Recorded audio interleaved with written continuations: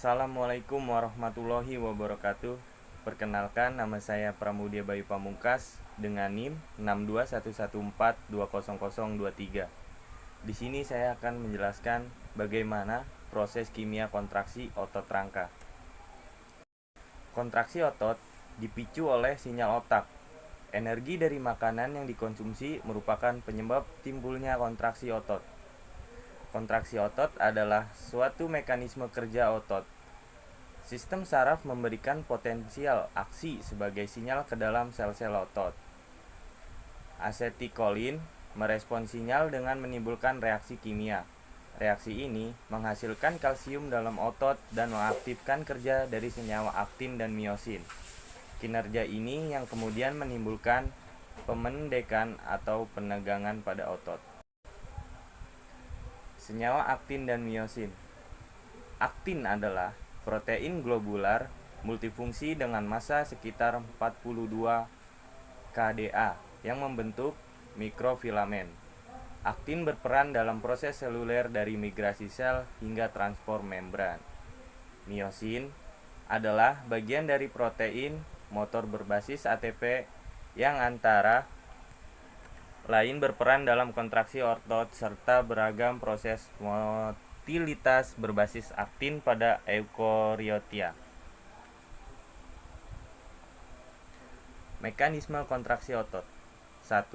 Pelepasan asetikolin neurotransmitter dipicu oleh impuls saraf yang mencapai ujung saraf motorik. 2. Asetikolin melewati celah saraf otot dan mengikat reseptor asetikolin dari serat otot. Ketiga, rangsangan reseptor memicu impuls di sekitar sarkolema yang berada di tubulus T dan yang menuju kantong retikulosarkoplasma. Yang keempat, dari kantong tersebut, kalsium dihasilkan dan segera menuju ke sarkoplasma. Di dalam miofilamen tipis yang ada di sarkoplasma, kalsium meningkat molekul troponin. Yang kelima, pergeseran miofilamen tipis menimbulkan molekul tropomiosin yang mempengaruhi situs aktif aktin. 6. Jembatan miofilamen memberikan energi kepada jembatan miosin. Energi ini digunakan untuk menarik miofilamen tipis adenosin trisofat, mengulangi siklus ini terus-menerus. Yang ketujuh, filamen seluruh otot memendek ketika filamen melewati miofilamen yang tebal.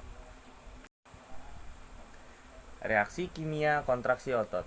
Selama kontraksi dan relaksasi, otot memerlukan energi.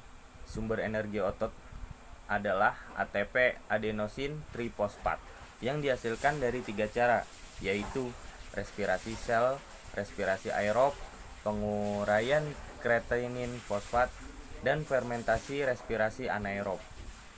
Sel-sel otot menyimpan glikogen sebanyak 1 berat serabut otot. Di samping itu, otot juga menyimpan lemak. Glikogen diubah menjadi glukosa dan lemak diubah menjadi asam lemak. Selanjutnya, digunakan sebagai bahan bakar yang menghasilkan ATP jika dalam tubuh tersedia oksigen. Untuk 1 molekul glukosa, proses ini menghasilkan 36 ATP. Perolehan energi secara anaerob terjadi bila serabut otot kekurangan oksigen, misalnya karena gerakan yang berlebihan pada saat olahraga.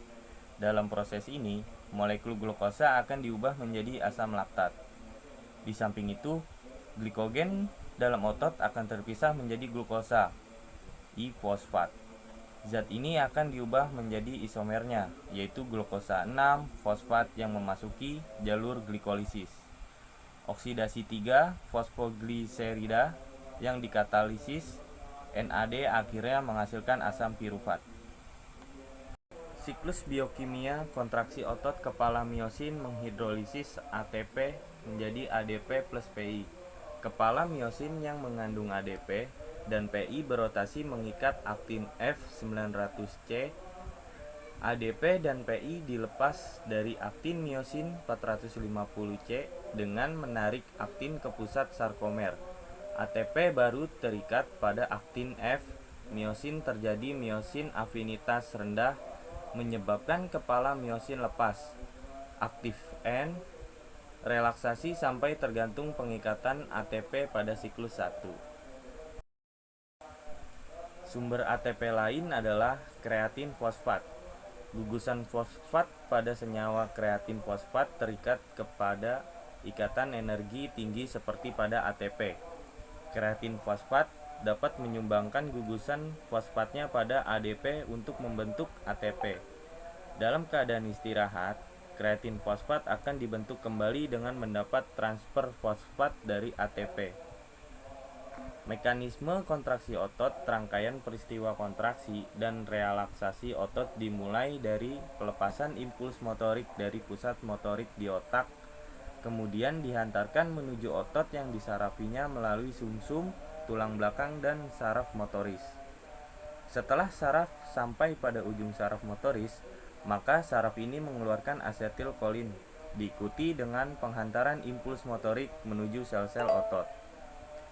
Transmisi impuls motorik yang terjadi di dalam retikulum sarkoplasma akan diikuti dengan pelepasan ion kalsium yang terkandung di dalam kantung-kantung retikulum sarkoplasma dalam miofibril. Kontraksi dan relaksasi otot rangka. Kontraksi dan relaksasi otot rangka, gambar di samping memperlihatkan gerakan lengan saat melipat dan membuka. Saat otot berkontraksi, satu tulang tetap diam, sementara yang lain bergerak. Origo otot terdapat pada bagian tulang yang diam, dan bagian inersio otot terdapat pada tulang yang bergerak. Bagian-bagian tubuh digerakkan oleh sekelompok otot yang bekerja sama. Otot yang bergerak paling banyak disebut penggerak utama. Sebagai contoh, saat siku melipat, otot penggerak utamanya adalah otot bisep. Otot ini bergerak secara sinergis. Otot brachialis bergerak sinergis untuk membantu otot bisep melipat siku. Cukup sekian presentasi dari saya. Apabila ada kekurangan dan kesalahan, mohon dimaafkan.